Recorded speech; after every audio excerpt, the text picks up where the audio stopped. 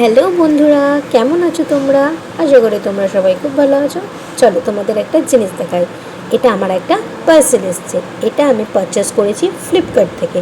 তো চলো এটা আমি আনপ্যাক করে তোমাদেরকে দেখাই যে এর ভেতর কী আছে। তোমরা কি গেস করতে পারছো?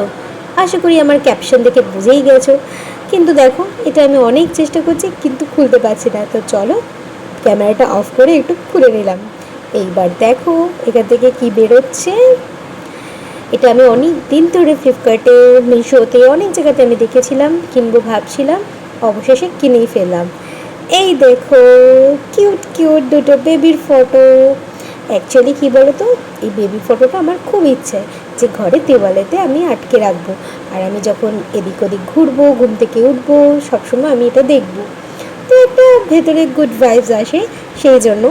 তো আমি তো একটাই অর্ডার করেছিলাম, কিন্তু আমি যখন এটা দেখছি আমার যেন মনে হচ্ছিলো এর মধ্যে দুখানা আছে। আমি তাই বাবাইকে বলছিলাম যে দেখো দুটো দিয়েছে, তারপর দেখছি যে না, একটাই দিয়েছে।